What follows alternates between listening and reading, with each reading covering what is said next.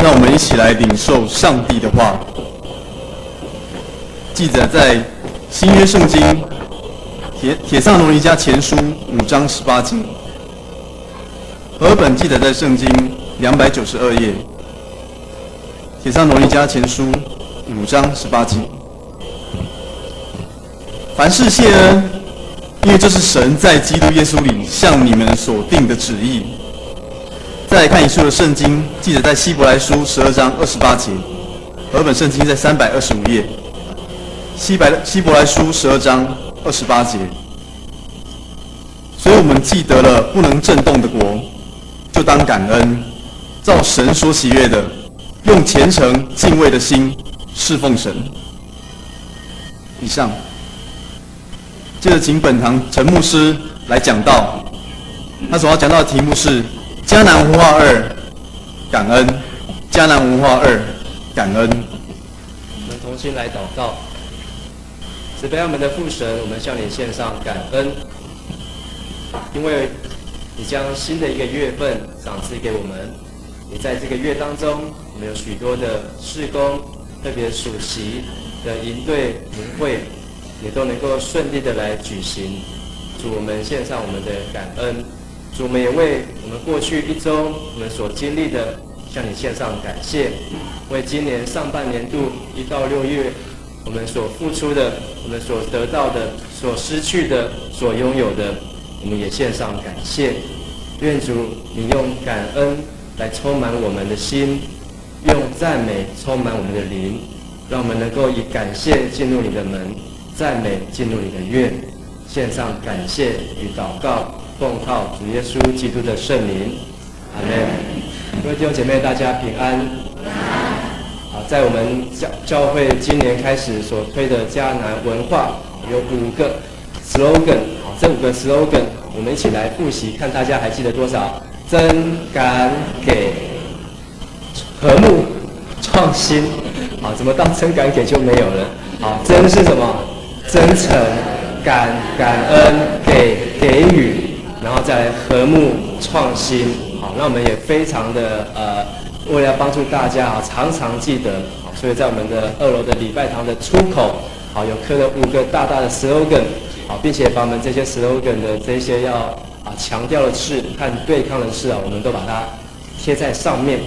目的呢是希望我们能够透过这样子的5个口号，能够来建立一个文化。那我们上次也有提到，用文化来传福音，用文化来影响人，来影响别人的生命，是最能够快速有效的方式。所以期待我们不是只有会背这5个口号，而是能够活出来。所以我们在今年当中也安排5次的主日的信息。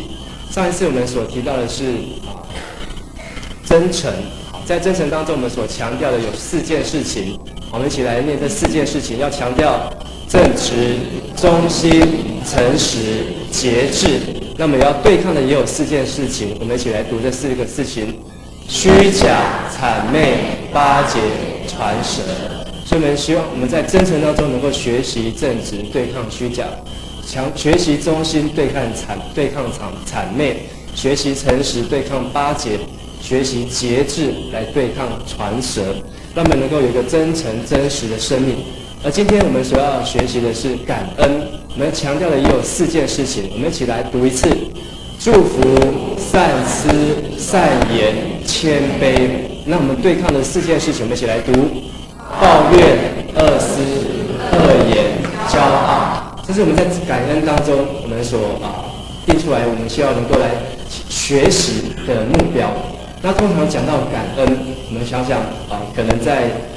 基督徒生命当中很重要的就是要做感恩、做感谢。但是在今天普遍台湾的社会，感恩这句话通常从谁的口中出来最多？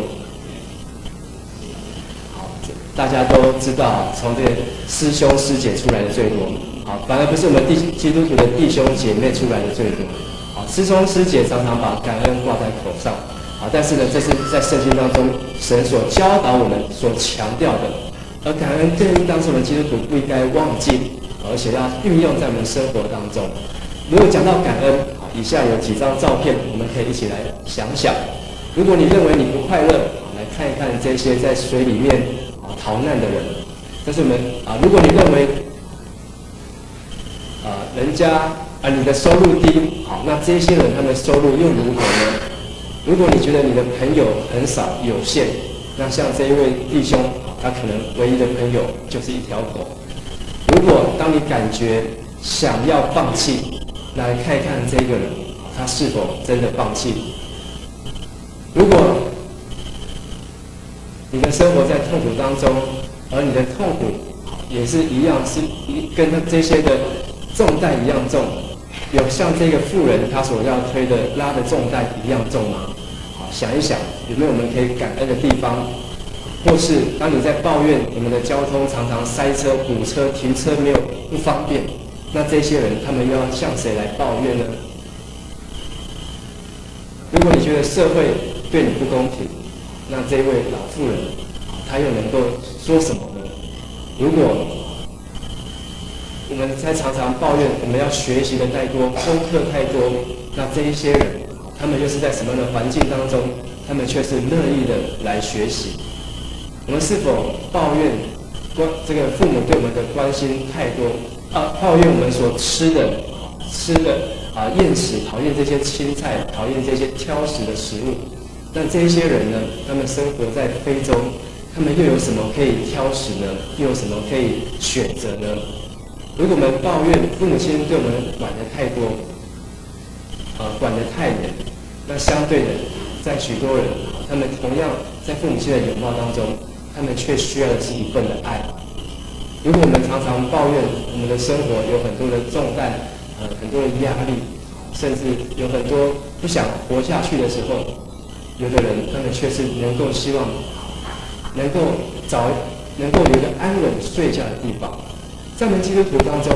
所要学习的感恩，以上这些是仅供参考。但是从这些图片当中看完之后，这是我们在2008年的跨年祷告会当中，我们有播放给大家一起来看、一起来感恩的事项。但是我想要问的是，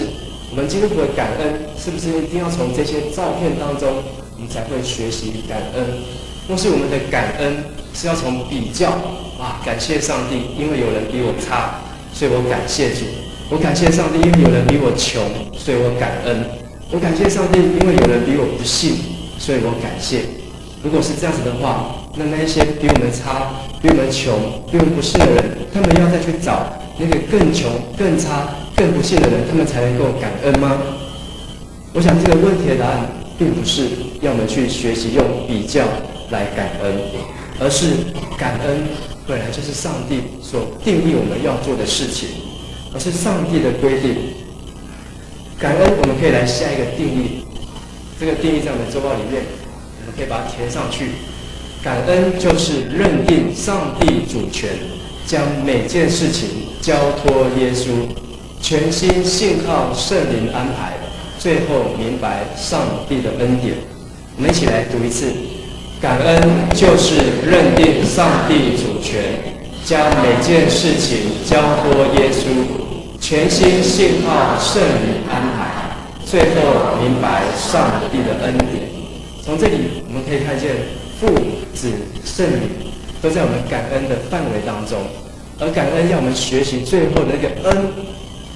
不是一种比较来的恩，而是一种对上帝恩典的认识，对上帝恩典的明白。怎么去认识，怎么去明白，就是我们要先承认上帝的主权，在我们的生命，在我们的社会，在我们的家庭，在我们的每一件事上都有上帝的主权。然而将这一些事情都要交托卸下给耶稣，让耶稣基督来帮助我们，最后靠着圣灵来领受上帝的恩典，明白这真的是上帝所赐的恩典。所以在帖撒罗尼迦前书5章18节，我们一起来读：凡事谢恩，因为这是神在基督耶稣里向你们所定的旨意。在这里也是我们刚才所读的，凡事谢恩，这是神告诉我们的一个命令，是一个命令，每一件事情我们都要感谢。上帝并没有命令我们去跟人家比较，然后我们来感谢他。上帝也没有让我们将感谢来去坐在这些与人竞争、与人比较之后，判断之后所得到的感恩侥幸。这是因为上帝给我们的旨意，就是要我们谢恩，要我们感谢，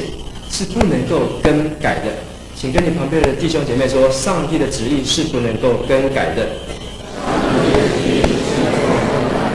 所以不论你喜欢不喜欢，接受不接受，凡事谢恩。无论你对你的长相、对你的家庭、对你现在的处境是否感到满意，我们都要谢恩，因为这是上帝在耶稣基督里面向我们所定的旨意。以弗所书5章20节，我们一起来读：凡事要奉我们主耶稣基督的名，常常感谢父神。在这里提到一个很重要的，我们要奉主的名感谢谁？父神。有的时候，我们的感恩可能会向我们的父母亲来感恩，向我们的亲人来感恩，向我们的老师来感恩，向我们的身边，向我们的先生，向我们的太太来感恩。我们会学习向人来感恩，但是圣经当中很少告诉我们要去向人来感恩。提到我们要孝敬父母，但是最常说到的是要感谢父神，要常常感谢父神。所以我们可以来思考，感恩的对象是否是在人的身上而已，就是感恩。从师兄师姐的口中常常说感恩，感恩，他们感恩的对象可能就是在人的身上。但是在基督徒，我们所要学习感恩的对象，感恩的对象不是只有在人的身上而已，而是要向天上的那位父神献上感谢，献上感谢。而且在以弗所书5章20节的前面2节18节，告诉我们说不要酒醉，要被圣灵充满。所以在从这个前后文来看，我们知道，因为圣灵充满我们，所以我们才会感恩。反过来说，当我们的生命不再有感恩的行为，不再有感恩的行动的时候，代表圣灵在我们的里面正一点一滴的流失。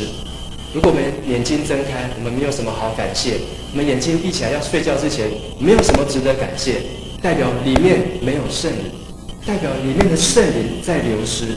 所以我们要寻求被圣灵充满，让我们能够领受神更大更多的恩典。而今天我们要用这4点，我们所要强调的和对抗这4点，让我们在感恩上面有更深刻的学习。第一点，感恩要拒绝厌烦埋怨，选择真心祝福。我们一起来读一次：感恩要拒绝厌烦埋怨，选择真心祝福。在感恩当中，我们要学第一个要对抗的，就是我们心里面的那个唠叨的那一个不愿意，我们心里面的那一个埋怨，而建立的强调的是我们心里面那个真诚的祝福，真心的祝福。在罗马书第1章21节，这样子告诉我们：因为我们一起来读，因为他们虽然知道，却不当作神荣耀他，也不感谢他，他们的思念变为虚妄，无知的心就昏暗。当我们不感谢神的时候，这里所说的他是指神，父神。当我们不感谢神，我们的思念变为虚妄。我们想的再多，想的再好，想的再精细，但是这一切都是虚妄的，是不可能成就的。无知的心就越来越昏暗。我们的思念不仅变为虚妄，我们的心还变为无知，而且无知到一种地步，就是昏暗、黑暗的地步。我们不晓得我们要往哪里去，不晓得我们要往哪里走，也不晓得我们往哪里来。我们的生命就活在一个虚空当中。感恩帮助我们能够去辨别生命当中的道路与方向。有一个为情所困的女孩子，她跑来找一位牧师，跟这位牧师来倾诉说：牧师，我好困扰，因为现在有2个弟兄正在追求我，而我却不知道要选择哪一个，而这位牧师就告诉他：其实你根本不用选择，这2个都不是你的对象。这个女孩子就问：为什么这2个都不是我的对象？因为这牧师跟她说：因为当你的心里面没有办法做主，代表你没有预备心，你没有预备好，你的心里面不能为你决定，而你的心就是你最后的决定。当你知道的时候，你的心就会告诉你答案，你的心就会给你明确的选择和明白。而真正是哥罗西书第3章第15节所说的，要叫基督的平安在我们的心里面做主。当我们学习会感恩，我们的心里面就有基督的平安，我们在任何的事上就能够做出决定，做出判断。而且上帝也告诉我们，为此蒙召，归为一体，要存感谢的心。上帝呼召我们，就是要我们有基督的心在我们里面，做基督的平安在我们的心里面来做主。不晓得在你的生活当中，是否为了一些事情在埋怨，为了一些事情没有办法做决定，为了一些选择你感觉到厌烦，感觉到愤怒。但是我们要选择的是从心里面献上感谢，并且用祝福来胜过埋怨，用祝福来胜过这些抱怨。圣经里面有一句话说，当感谢进入他的门，当赞美进入他的院，当感谢他，赞美他的名。这一段话是从圣经的哪一卷书出来的？诗篇。我们这次金句没有背到，诗篇第几篇？100篇。哇，有人可以回答，非常的好。诗篇100篇是100分的经节，100篇第4节，当感谢进入他的门，赞美进入他的院。有的时候我们无路可走，是因为我们没有先感谢；有的时候我们不晓得该怎么选择，是因为我们没有先献上感谢，常常感谢父神。当我们开始感谢之后，我们就看到了门，我们就能够进入这个门，而最后我们就在院子里面献上我们的赞美。所以我们要学习感谢，要选择真心的祝福。跟你旁边的弟兄姐妹说，我们要感谢，要真心来祝福。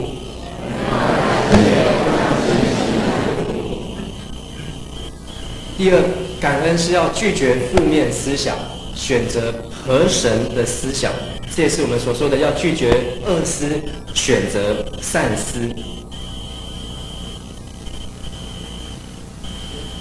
有一只蝸牛，它在爬树，在寒冷的冬天当中往上爬，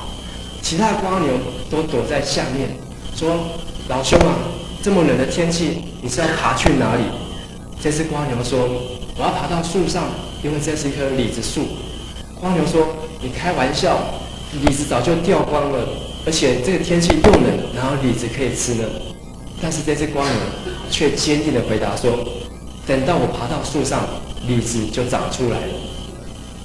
很多的时候，我们并不晓得我们所要做的，我们可能会埋怨，或是有很多负面的思想。但是一只小小的蝸牛，它选择一个正面的思想，它就能够有一个正面的积极的回应和正面的生命。腓立比书4章第6节，我们都会背，我们一起来念一次：应当一无挂虑，只要凡事借着祷告、祈求和感谢，将你们所要的告诉神。神所赐出人意外的平安，必在基督耶稣里保守你们的心怀意念。很好，我们的白日读经背经，看来大家都有领受。这里告诉我们，感恩是有顺序的，凡事借着第一祷告，再来祈求，最后和感谢。我们要感谢之前，有时候我们真的没有办法感谢的时候该怎么办？很简单，我们就先祷告，就跟神来亲近，与神亲近。我们祷告来敬拜神，祷告不一定要向神求，而祷告只是一个触动我们想要与神更亲近的心。当我们向神来祷告，我们就会开始向神来发出呼求，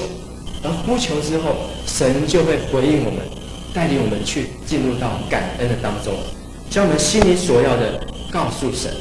所以我们不晓得该如何感谢，我们就是祷告，然后与神亲近，再祈求，最后来就神就会带领我们进入到感谢当中。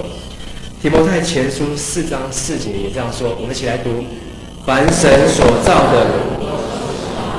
若感谢着领受，就没有一样可弃的。当我们能够有这样子的看见明白，是因为我们先经历过祷告祈求，我们就会得着感恩的心。当我们有感恩的心，我们就有这样的属灵的眼光，看见凡神所造的物都是好的。我们不会抱怨说这个蟑螂很可怕、很讨厌，然后咒诅蟑螂，上帝为什么要创造蟑螂？我们不会抱怨说蚊子半夜飞来飞去，嗡嗡很吵。我们不会在那边咒诅蚊子，因为我们能够祷告、祈求和感谢。当然，我们还是希望它能够少出现在我们的身边，但是至少我们不会发出埋怨和咒诅，因为我们不明白，毕竟这都是上帝的创造。小到蟑螂、蚊子，大到可能是我们的身边的人，可能甚至是我们的配偶，是我们的父母。我们是否也抱怨，也用负面的思想来看待？但是，只要当我们能够感谢、祷告、祈求和感谢，我们就能够相信这一切在我们身边的人，无论他与我们的关系如何，我们总是有能够献上感恩的地方。有2个商人，他们要到中国去贩卖东西。要进入中国之前，他们要爬很高很高的山，所以这2个商人，一个就开始在路上就开始埋怨，说这个山为什么这么高？这么高，让我们真的是有够辛苦，要翻山越岭去卖这些东西。但是另外商人，他却不这么认为。他说：“我真希望这个山越高越好，我希望这个山越高越好。”这个商人另外一个就搞不懂，说你是疯了吗？吃饱太闲，我们已经这么辛苦，你为什么希望这山能够越高越好？这个商人说：“因为当这座山越来越高的时候，代表就会有越少的人去到那个地方，我们所要卖的东西就能够销售得更好。所以这是他的一个正面的思想，他选择来面对困难，接受困难，而不是选择用这些负面的思想抱怨。再多的抱怨，这些山也不会变矮，也不会变低，这些路也不会变得好走。同样，在我们的生命当中，我们的负面思想再多，也不能解决我们任何眼前的困难。只有选择用合神心意的思想，用这些善思，反而能够让我们在这条路上走得平安，走得喜乐，并且路上都滴下上帝恩典的滋油。第三，感恩要拒绝批评论断，选择正面宣告。请我们一起来读一次：感恩要拒绝批评论断，选择正面宣告。哥罗西书3章第17节这样子告诉我们：无论做什么，或说话，或行事，都要奉主耶稣的名，借着他感谢父神。我邀请大家一起来读一次：无论做什么，或说话，或行事，都要奉主耶稣的名，借着他感谢父神。这句话是圣经所说的。我请问我们各位来思考，你曾经有奉主耶稣的名感谢父神什么事情吗？你有没有曾经奉主耶稣的名来说话吗？你有没有曾经奉主耶稣的名来行事吗？奉主耶稣的名这句话的意思，可能在英文里面比较容易，叫做 in Christ， 就是在基督里 in Christ。所以我们有时候在用英文书信的时候，最后就会有一句 in Christ， 在基督里，奉主的名。但是在我们中文里面，奉主耶稣的名可能比较多字，所以我们常常念起来之后不习惯。但是在圣经里面告诉我们，强调我们要常说，无论做什么，或说话，或行事，都要 in Christ， 都要奉主耶稣的名来感谢。所以我鼓励大家，我们从今天开始，我们常常学习奉主耶稣的名来感谢上帝，奉主耶稣的名感谢父神，因为这是一个蒙福的事情，是一个上帝所喜悦的事情。在以弗所书第5章第4节也这样子教导我们：淫词妄语和戏笑的话都不相宜，总要说感谢的话。我们有时候常常会看很多的八卦，看很多的新闻，而这些新闻当中或多或少都隐藏了一些负面的思考和思想。我们要去分辨，要去厘清，而且包括不是只有从新闻，可能我们与人在聊天聊一聊，然后他就开始在抱怨，哇，这个衣服怎么样怎么样，开始抱怨这个天气怎么样怎么样，开始在抱怨这个座位怎么样怎么样。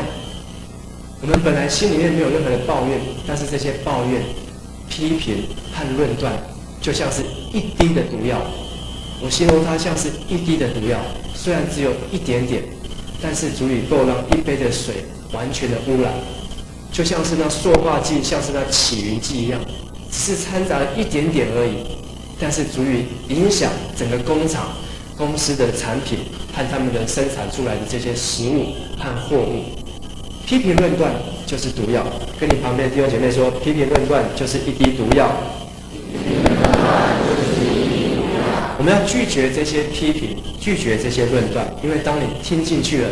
当你看进去了，当你思考进去了，就是让这滴毒药进入在你的生命当中，进入在你的生活当中。所以我们要学习用正面来宣告，虽然有些事情要批评，但是我们可以用祝福，我们可以奉主的名来感谢父神，奉主的名说感谢的话，远远胜过说任何负面的话。有一个太太，有一天早上她醒来的时候，她那天醒来的时候就特别有感动，她就做了一个决定，跟神祷告说：神啊，帮助我今天不要说任何批评埋怨的话。然后祷告完之后，她就开始她的一天了。结果经过了到晚上要睡觉的时候，她就开始做回想，并且做记录。然后她惊讶，在这一天当中，一整天当中，她的话变少了，因为原来她发现过去她都在常常说批评埋怨的话。除此之外，而且在今天当中，她还去鼓励他旁边一位身旁正受到挫折的朋友，这是他过去很少做过的事情。但是因为他今天不批评不埋怨，他居然去鼓励一个身旁一个朋友，而这个朋友正遇到一个挫折。不止如此，他还甚至在祷告当中想起了一位老朋友，然后为这个老朋友来祷告，这是他很久没有做过的事情。而且他最感恩的是，在这一天当中，他居然跟他的先生道歉，为了一件事情道歉，主动，而且他的先生也跟他道歉，所以在这一天当中，他们的夫妻变得非常的关系变得非常的甜蜜，非常的恩爱。所以最后他写下日记，说：哇，我没有想到，我只不过是不说批评埋怨的话，上帝就这样祝福我，不过在一天当中。而且这些事情都是自然而然的出现，并不是他刻意的。各位弟兄姐妹，我们是不是也可以向这位姐妹来学习，这么一天当中，从今天就来跟神立志。当我们走出礼拜堂的时候，我们不要说抱怨的话，不要说批评的话，来看一看圣灵要怎么样带领我们，来看一看神要怎么样帮助我们，带领我们进入到他的恩典当中，进入他的祝福里面，而让我们祷告是没有拦阻，让我们所求的都能够超过我们心里面所想的。所以我们要拒绝批评论断，选择正面宣告。我们再跟隔壁人说一次，要拒绝批评论断，选择正面宣告。就从今天开始，就从现在开始。最后，感恩是要拒绝骄纵操弄，选择柔和谦卑。我们一起来说一次，感恩要选骄纵操弄，选择柔和谦卑。在感恩当中，有时候我们要学习到的就是一个柔和。法利赛人他们也会感恩，但是他们所感恩的内容是：父神啊，我感谢你。他要站在这个会堂的中间，要站在十字路口，大声祷告说：父神啊，我感谢你，因为我不像他这样的贫穷，因为不像他这样的软弱。你觉得这样算是感恩吗？虽然他也感谢父神，但是另外一方面，他也在羞辱父神。意思是说，这个人他的上帝没有帮助他，这个人他的创造这个人的父神没有与他同在，所以他是抬高自己，贬低别人来感谢神。所以耶稣非常的恨恶、讨厌法利赛人他们所做的事情。虽然他们也在感恩，但是他们却是在羞辱上帝。我们成为基督徒，我们不能用这种骄傲的心来感谢，然后选择性的来感恩。当我们考第1名，当我们升官，当我们开始事业顺利的时候，我们就感谢。当我们肩膀没有考上理想的学校，当我们的事业没有那么顺利如意的时候，当我们在生活当中遇到冲突困难的时候，我们就不完全没有办法感谢，这样是错误的。感恩不是选择性，而是凡事谢恩，凡事谢恩。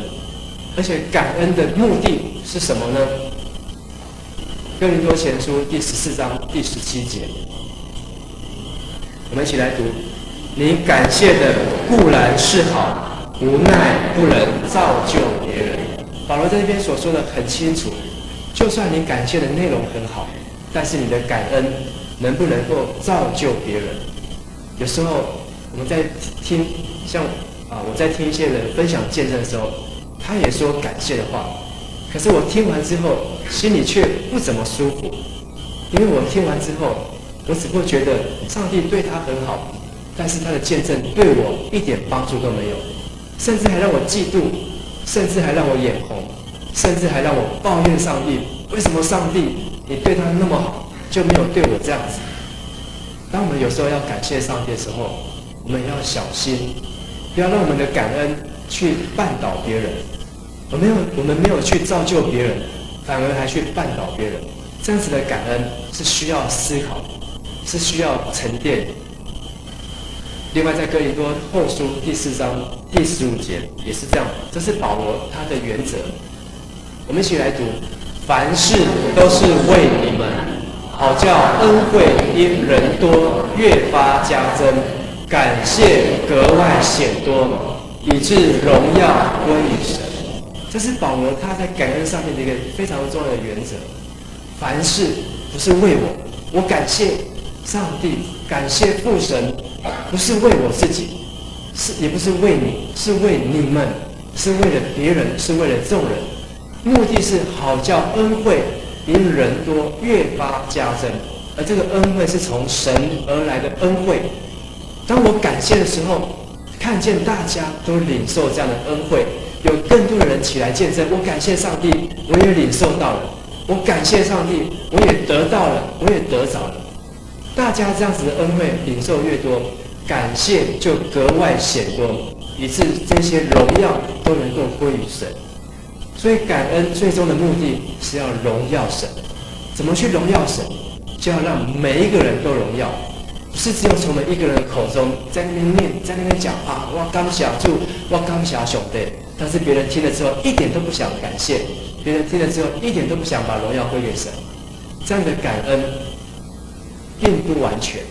而是要让我们的感恩是能够因着恩惠，因着这样的感恩，让恩惠也临到众人的身上，让众人他们也转而感谢神。不是只有感谢人，不是只有感谢牧师，不是只有感谢小组长，不是只有感谢长老，而是真的能够把感谢转向父神。其实身为一个牧师，常常收到很多的感谢，这感谢多到牧师也很有压力。哇，我叔就多谢你的来参加我的家庭礼拜，我叔就感谢你的来给我进婚，我叔我就感谢你的我这个个别是给我处理了安怎。但是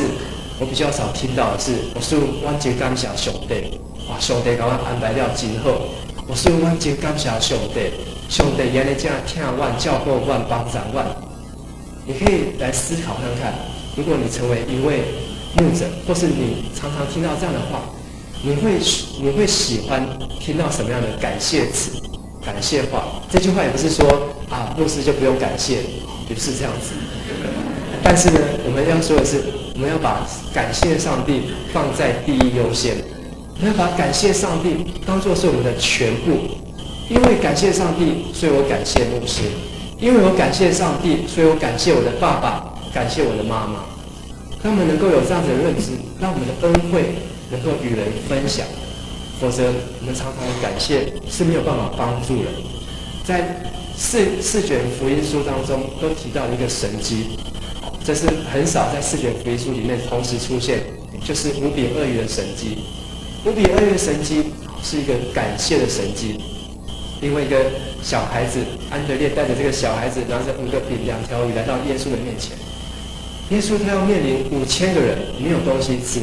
又面临12个门徒没有办法解决他们的问题，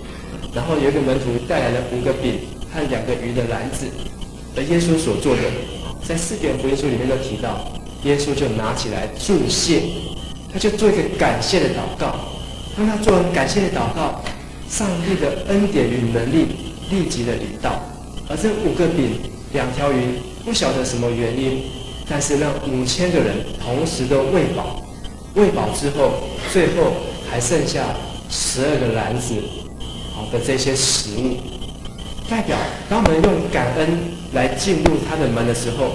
上帝他就能够带来突破，上帝就能够在我们的属灵生命当中带来改变，给我们一把钥匙。感恩就像是一把钥匙，能够开启属灵的大门，能够去喂饱众人，能够去服侍众人，能够去让众人都向神献上感谢。所以盼望我们都能够常常用这一把钥匙来开启属灵的门，开启上帝能力的门，让我们能够领受上帝的能力，选择谦卑，不居功，不将这些的恩、这些的能力、这些的好处往自己的身上来揽。跟你旁边弟兄姐妹说，感恩是一把属灵的钥匙。然后再对另外一个人说，要拒绝骄纵操弄，选择柔和谦卑。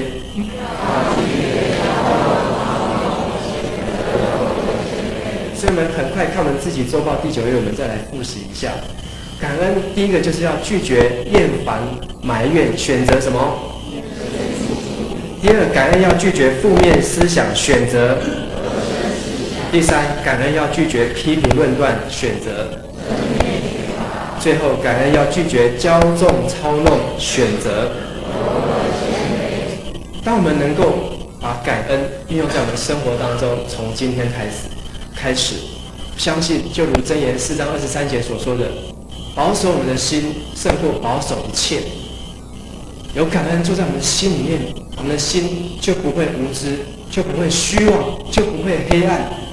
而我们一生的果效就将从我们一个感恩的心来发出来。所以诗篇50篇23节第1段这样说：凡以感谢献上的为祭，就是荣耀我，便是荣耀我。感恩也是一种奉献，也是一种献祭。我们或许没有钱，没有那么多的金钱，或是我们没有那么多的时间，我们没有那么多的才华可以献给神使用，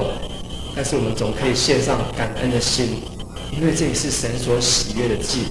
并且是荣耀他。希伯来书12章28节也是今天我们所读到的。我们既得了这不能震动的国，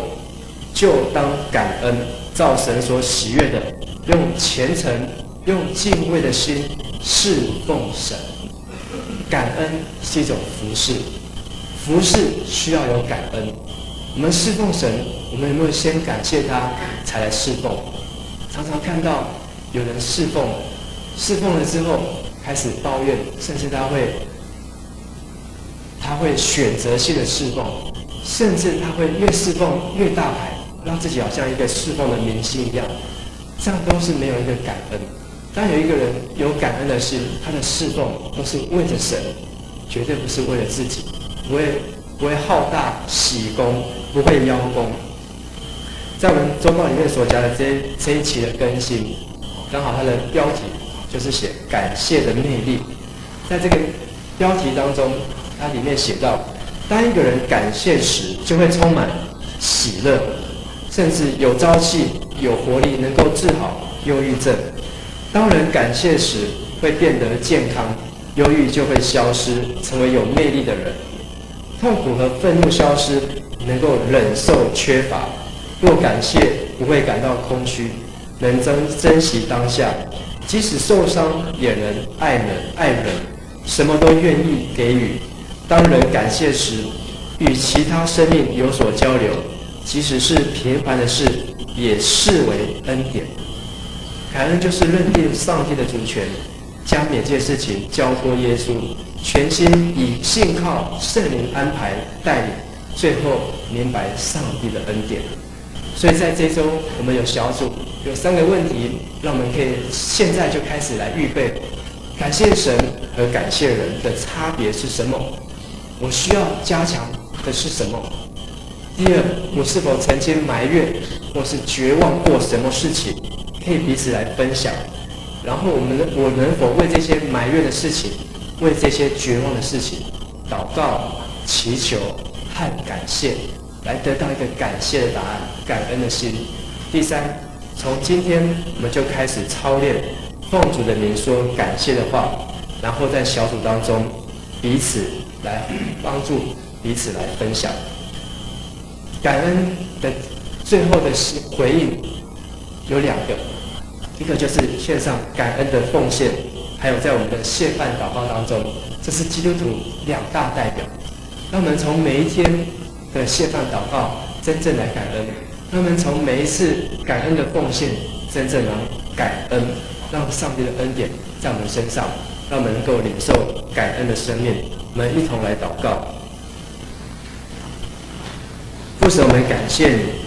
谢谢你创造了我们，谢谢你把感恩当作命令来规定我们凡事谢恩，凡事献上感谢。主，我们知道我们过去感恩的功课操练的不够，我们的感恩的生命不够，让这些批评，让这些埋怨、苦毒、论断的毒药一滴一滴的侵蚀、腐坏我们的生命和我们的骨头。主啊，求你洁净我们，赦免我们，也恢复我们有一个感恩的心，让耶稣基督的平安在我们心里面做主，让我们凡事谢恩，常常感谢父神，让我们能够凡事借着祷告、祈求和感谢，将一切所要的告诉神。主，你必要为我们开启大门，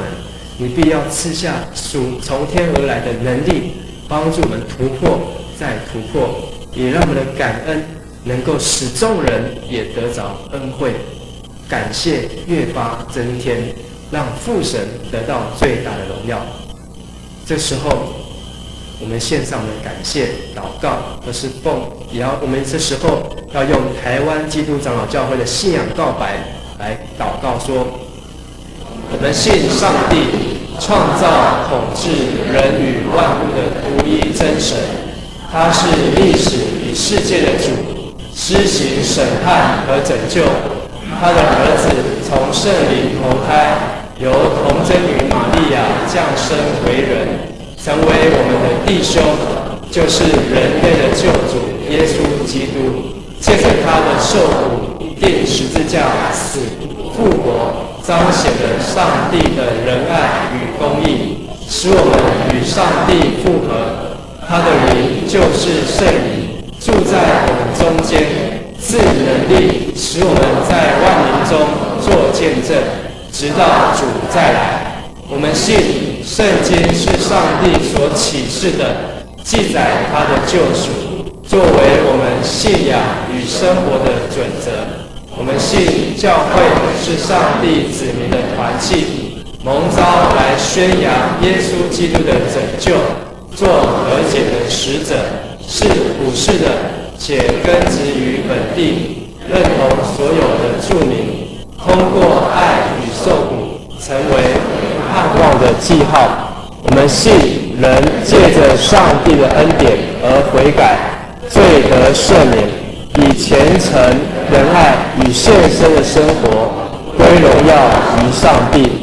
我们信上帝赐给人有尊严、才能以及乡土，使人有份于他的创造，负责任与他一起管理世界。因此，人有社会、政治及经济的制度，也有文艺、科学，且有追求真神的心。但是人有罪，误用这些恩赐，破坏人、万物与上帝的关系。所以人当倚靠耶稣基督的救恩，他要使人从罪恶中得释放，使受压迫的人得自由、平等，在基督里成为新创造的人，使世界成为他的国度，充满公义、平安与喜乐。